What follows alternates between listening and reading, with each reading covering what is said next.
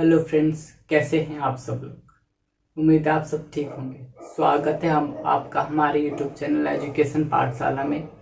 हमारी जो सीरीज चल रही है वन दरोगा के लिए एक स्पेशल सीरीज चल रही है, जिसमें पूछे गए क्वेश्चन और आने वाले क्वेश्चनों की संभावना के साथ एक संग्रह किया गया है। जिन क्वेश्चनों का वो क्वेश्चन आपके साथ प्रोवाइड करवाए जा रहे हैं। ठीक है, तो पहली सीरीज यदि आपने नहीं देखी तो पहली सीरीज देख लीजिए। आज जो सीरीज स्टार्ट है हमारी दूसरी सीरीज है। तो चलिए आज के क्वेश्चन देख लेते हैं। आपके पास आज का पहला क्वेश्चन ये रहा, प्रोटीन शब्द का प्रतिपादन किसने किया। प्रोटीन शब्द का प्रतिपादन, ध्यान दें, प्रोटीन शब्द का प्रतिपादन किसने किया, क्वेश्चन ये पूछ रहा है। तो इसका जो आंसर है वो है दोस्तों, प्रोटीन शब्द का प्रतिपादन किया वो क्या था, जॉन जैकब बार्जीलियस ने। किसने किया था, जॉन जैकब बार्जीलियस, या कहीं कहीं आपको शॉर्ट में नाम मिलता है जे बार्जीलियस। क्या मिलता है,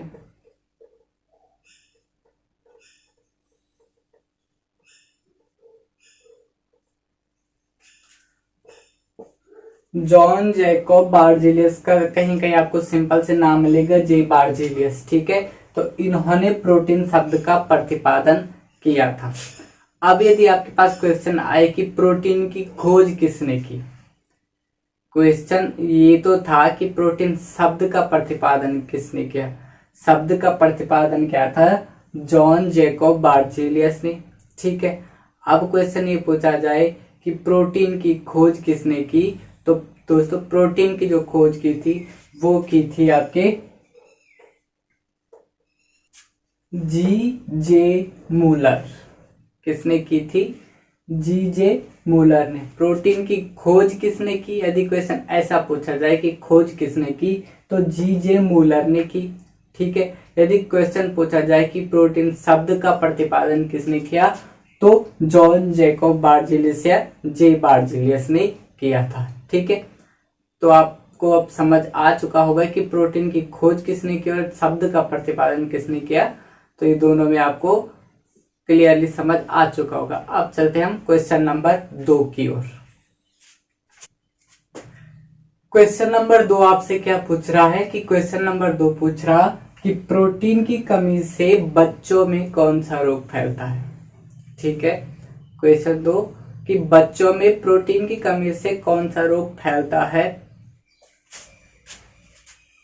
प्रोटीन की कमी से बच्चों में जो रोग फैलता है वह है आपका मैरस्मस या क्वाशियोकोर।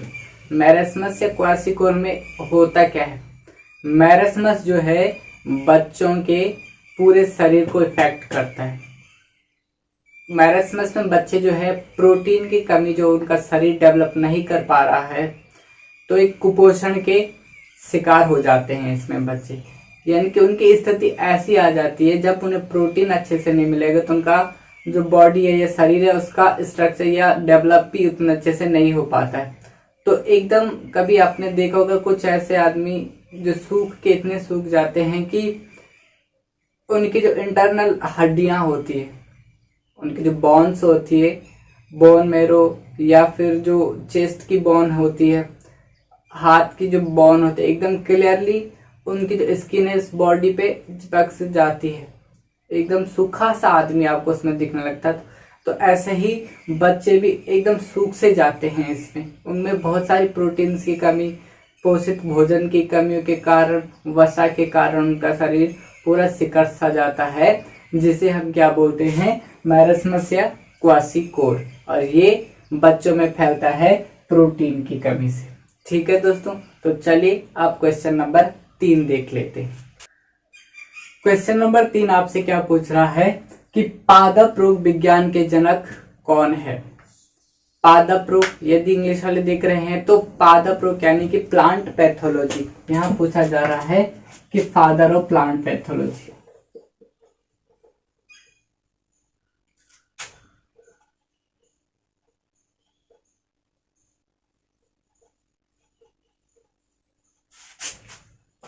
फादर ऑफ प्लांट पैथोलॉजी कौन है। ठीक है, या पादप रोग विज्ञान के जनक कौन है, क्वेश्चन आपसे ये पूछा जा रहा है। ये सारी branches are all branches are botany. Botany की ये सारी ब्रांचेस है जो पूछे जा रहे हैं।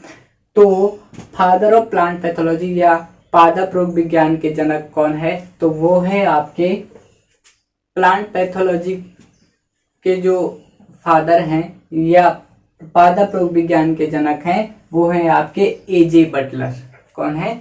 एजे बटलर हैं प्लांट पैथोलॉजी के फादर। ठीक है, यदि आपके पास वन दरोगे के पूर्व गारंटेड है कि किसी न किसी सब्जेक्ट के फादर आपको पूछे ही जाएंगे, तो आप किसी को भी ना छोड़ें। जो आपको प्रोवाइड कराया जा रहा सबको देखें। तो फादर ऑफ ये सब्जेक्ट वो सब्जेक्ट किसी भी सब्जेक्ट का आपके पास पूछा जा सकता है। तो आप इसे भी याद रखिए कि पादप रोग विज्ञान के जनक कौन है? तो एजे बटलर है। ठीक है दोस्तों, अब चलते हैं क्वेश्चन नंबर 4 की ओर। क्वेश्चन नंबर 4 आपको पूछ रहा है कि वनस्पति विज्ञान के जनक कौन है। ये क्वेश्चन काफी लोकल है, आपके हर कॉम्पिटेटिव एग्जाम में ये पूछा जा चुका है और उम्मीद है कि हो सकता है आपके पास वन दरोगे में भी ये क्वेश्चन पूछा जाए कि वनस्पति विज्ञान के जनक कौन है। Father of botany. Father of botany जो है वो है आपके थियोफ्रेस्टस। कौन है? थियोफ्रेस्टस आपके फादर ऑफ बॉटनी है। ठीक है दोस्तों, वनस्पति विज्ञान के जनक कौन है? थियोफ्रेस्टस है। ठीक है, तो अब हम देख लेते हैं क्वेश्चन नंबर 5। क्वेश्चन नंबर 5 आपसे पूछा जा रहा है कि हिस्टोरिया प्लेंटरम नामक पुस्तक किसने लिखी है। वन विभाग अपने पेपर्स में कोई भी साइंटिस्ट के द्वारा लिखी गई बुक, चाहे बॉटनी का लो या जूलॉजी का लो, पूछता है। हर एग्जाम में पूछता है, जितने भी वन विभाग के एग्जाम होते हैं, चाहे वो फॉरेस्ट गार्ड हो या फिर वन दरोगा रेंजर्स के एग्जाम, इन सब में आपको एक बुक जरूर पूछी जाएगी जो साइंटिफिक बैकग्राउंड से रिलेटेड है। तो जो हिस्टोरिया प्लेंटरम पुस्तक लिखी है, ये भी लिखी है आपके the father of botany Theophrastus. Theophrastus ने ही हिस्टोरिया ऑफ प्लेंटरम भी पुस्तक लिखी है। The father of botany Theophrastus ने ही लिखी है। ठीक है, तो ध्यान रखिए ये क्वेश्चन आपके पास पूछे जा सकते हैं, क्योंकि ऑलरेडी आपके पास एक क्वेश्चन पूछा जा चुका है। 2020 का जो पशुधन प्रसार अधिकारी का एग्जाम हुआ था, उसमें एक क्वेश्चन इन बुक से रिलेटेड पूछा गया था। क्वेश्चन नंबर 6 क्या कह रहा है? क्वेश्चन नंबर 6 में पूछा जा रहा है कि सिस्टेमा नेचुरी नामक पुस्तक किसने लिखी है। ये सिस्टेमा नेचुरी के लेखक कौन है? ये वो पुस्तक है दोस्तों जो 2020 के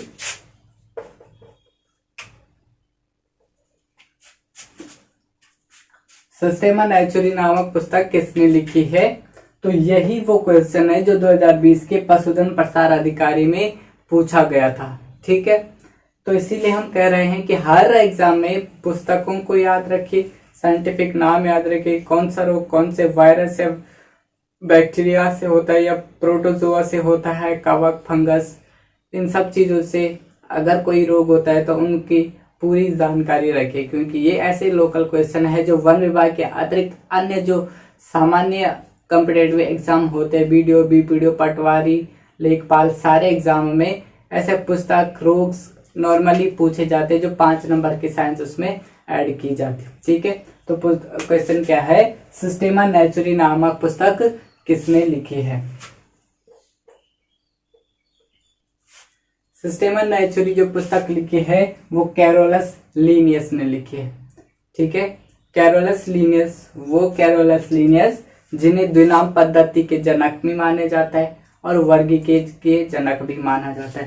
अब यहाँ से आप 3 क्वेश्चन पुट अप कर सकते हैं। यदि आपके पास क्वेश्चन आते रहे कि सिस्टेमा नेचुरी पुस्तक किसने लिखी, तो कैरोलस लीनियस। ठीक है, यदि क्वेश्चन पूछा जाए कि वर्गीकी या फादर ऑफ टैक्सोनॉमी या फिर वर्गीकी के जनक कौन है, तो वो भी कैरोलस लीनियस है।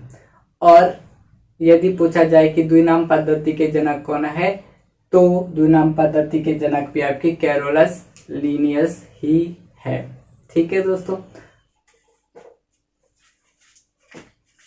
क्वेश्चन नंबर 7 में आपसे पूछा जा रहा है कि जीवाणु की खोज किसने की।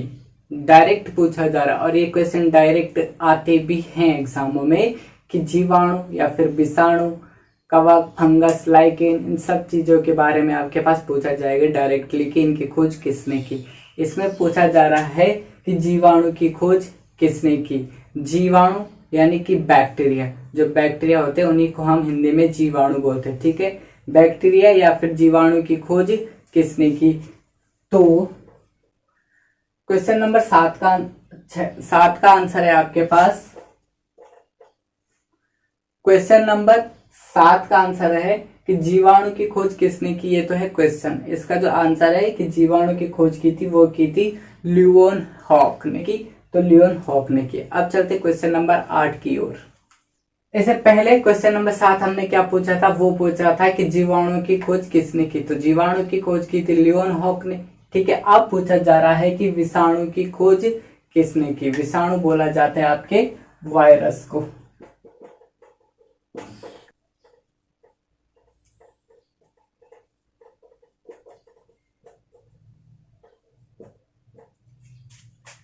वायरस या फिर विषाणु की खोज की थी इवानोवास्की ने। किसने की थी? इवानोवास्की, साइंटिस्ट का नाम है इवानोवास्की। इन्होंने की थी विषाणु या वायरस की खोज।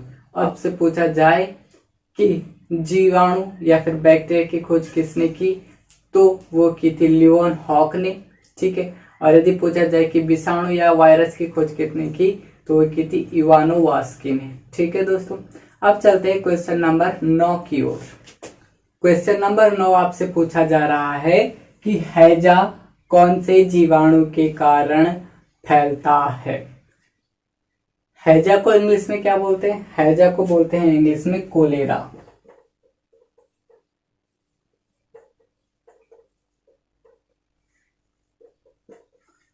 एग्जाम में आपके पास हैजा छोड़ के कोलेरा भी पूछा जा सकता है, ठीक है, क्योंकि इंग्लिश मीडियम साइंस ज्यादातर इंग्लिश में ही पढ़ाई जाती है और बेटर भी होता है इंग्लिश में पढ़ना।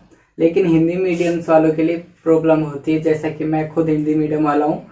तो हैजा कौन से जीवाणु के कारण फैलती है, या फिर इसकी जगह पे हैजा ना होकर के कोलेरा पूछा जाए आपसे, कोलेरा, कि कोलेरा कौन से जीवाणु के कारण। और जीवाणु आपको पता है कि बैक्टीरिया को बोला जाता है, ठीक है। हैजा या कोलेरा कौन से जीवाणु के कारण फैलता है, क्वेश्चन ये पूछा जा रहा है। क्वेश्चन नंबर 9 आपसे यही पूछ रहा है कि हैजा या कोलेरा, जिसे इंग्लिश में बोलते हैं, किस जीवाणु के कारण फैलता है।